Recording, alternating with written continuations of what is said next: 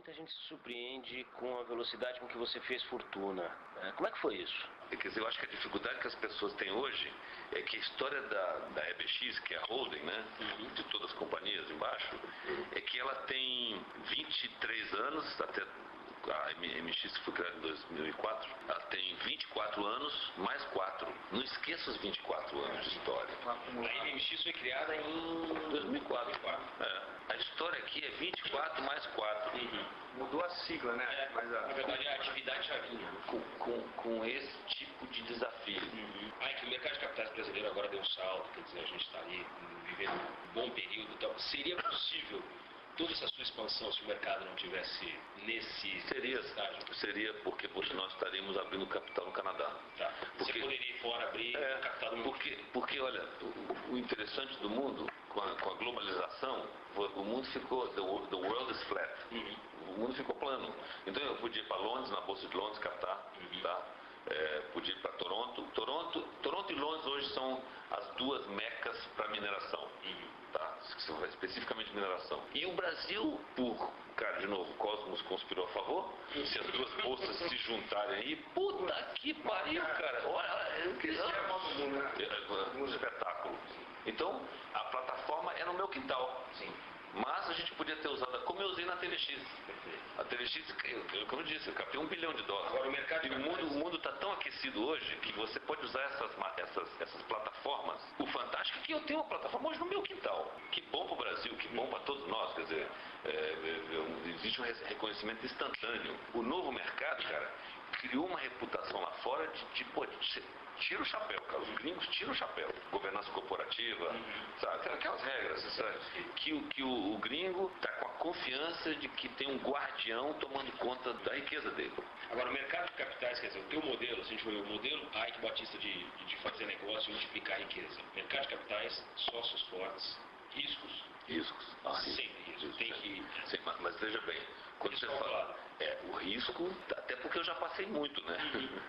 Agora, sem essa experiência, como é que você avalia o risco? E aí você teve, eu achei até interessante, na página de vocês tem lá os valores da empresa, e acho que foi a primeira vez que eu vi um empresário colocar assim uma pitada de sorte. Claro. Que também tem os valores. Claro. Todo empresário fala, não, sorte... Tem que ter. Tem que ter. E aí a gente porque não fui eu, sabe? Não fui eu que coloquei a riqueza na natureza ali, né? Então, sabe, você furando, você pode chegar próximo, mas na verdade a nossa história é a seguinte: a natureza sempre nos surpreendeu pro lado positivo, principalmente no Brasil.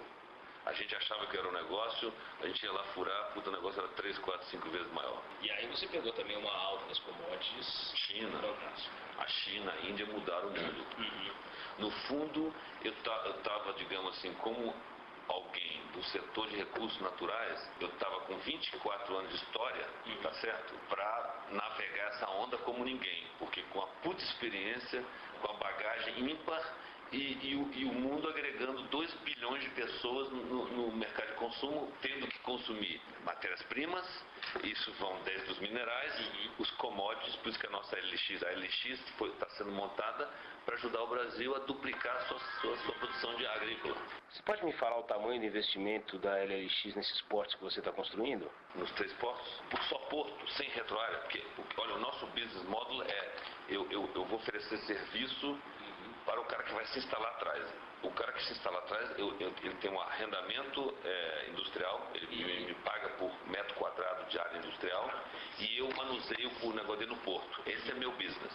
Eu não me envolvo, eu não sou sócio da área industrial. Eu não sou sócio da fábrica de cimento da Votorantim. A Votorantim vai fazer a fábrica de cimento, ele só tem que me pagar por cada tonelada manuseada no porto e o aluguel da área que ele vai ocupar. Esse é meu modelo de business. Você vai colocar uma fábrica de cimento ali na área e tal, aproveitar. Isso. A logística, porque o Brasil vai ser redistribuído pela costa.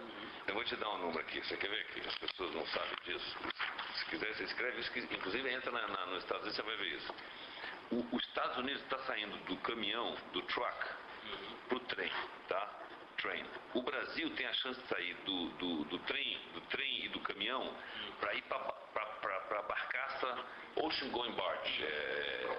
Cabotagem. Para navegação de uma barcaça, né? Um galão de diesel, que são 3,6 litros de diesel, num caminhão, você anda 7 milhas, tá? Que vai dar 10 quilômetros mais ou menos, né? Um galão, 3,6 litros de diesel numa barcaça, num trem, você anda 400 milhas.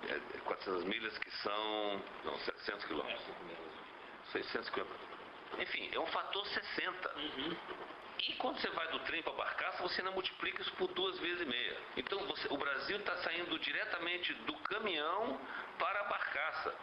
E hoje o Brasil transporta 63% da sua carga por caminhão. Vê, cara, faz sentido que o cara produza merda em São Paulo e leva para Natal de caminhão? Puta, é não faz sentido nenhum dentro do custo litoral, né? O custo do Brasil é isso aí. Segurança, pneu. O mar, cara, é pedágio zero, não tem pedágio ali. Não tem pedágio, tem escala. Porque o Brasil é essencialmente um país costeiro, né? 80% da população vive até 200 quilômetros da costa. Nessa faixa aqui, cara. Então, daqui, na hora de chegar no porto, você bota no caminhão, claro. Mas nesse pedaço. E não daqui para cá. Não, intermodal. Lógico. Então todos os portos do Brasil vão receber uma atividade doida. Ninguém vai perder business com a criação dos nossos negócios. Ao contrário. Que outros negócios por exemplo, esses 5 bilhões que você vai ter ali com a LMX, com a da Anglo e tal, vão multiplicar a riqueza? Que mais? Eu tenho que poluir a Lagoa Rodrigo de Freitas. Vou limpar essa lagoa. Vou.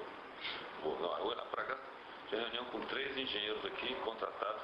Tem uma equipe de 5 engenheiros da FEMA. Vamos fazer tudo coordenado com as agências. Todo mundo vai dar um carimbo do que vai ser feito, para não ter briga com ninguém. Discussão. Vamos apresentar o que vai ser feito. Mas eu acho que... Isso é uma nova empresa ou é abaixo de alguma... Não, foi criado separado embaixo da holding como uma tarefa que a gente tem que cumprir, uma obrigação social, para mostrar que é possível fazer. E eu acho que um dos problemas é que, no fundo, juridicamente, você vê lá, ninguém sabe se é um negócio da prefeitura, do Estado. Quando o negócio não tem pai, cara, ninguém quer gastar dinheiro porque... Aí você resolveu assumir essa...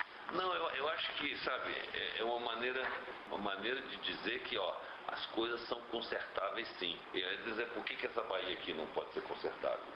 Obviamente é um prazo muito maior, mas você fazendo tratamento de esgoto, você deve saber disso. Por exemplo, Nova York trata 95% do seu lixo sólido. Lixo de casa, imagina, vira energia. 95%, cara. Então, poxa, o mundo hoje tem todas essas tecnologias, estão aí, cara. É sacanagem que, sabe, muitos interesses, enfim. A Alemanha, na verdade, eu acho que a maior parte das cidades recicla 100% do seu lixo, né? 100%. E você tem uma ideia de quanto investimento para um projeto desse? Vai de uma barra? Não. Eu sei. Alagoas são entre 15 e 20 milhões de reais.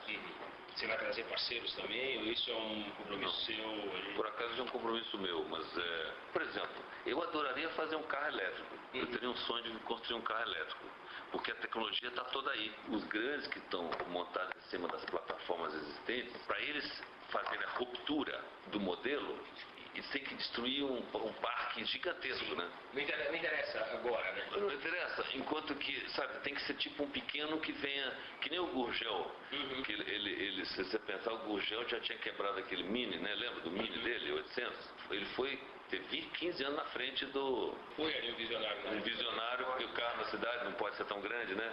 E no fundo, como é que eu posso andar com um automóvel que pesa 1,3 toneladas, eu peso 80 quilos. Eu carrego comigo 1,3 toneladas, todo dia. Tem uma coisa errada aí, né? Por que eu tenho que carregar 1,3 toneladas, cara? Pensa. Esse é um sonho que você acalenta, acredita? Até porque a tecnologia toda existe, é só você juntar ela. Podemos ter uma montadora aí, uma MTX. Até como assim um desafio né? Tipo assim, olha, dá pra fazer, por que vocês não fazem? Por que a gente tem que andar com essas bostas aí? Você já viu o Smart da Mercedes? Não, é um espetáculo. Você pega aquelas vielas só... E o cara ali não é o Nano, porque o Nano do Tata, aquela merda é uma bosta, aquilo é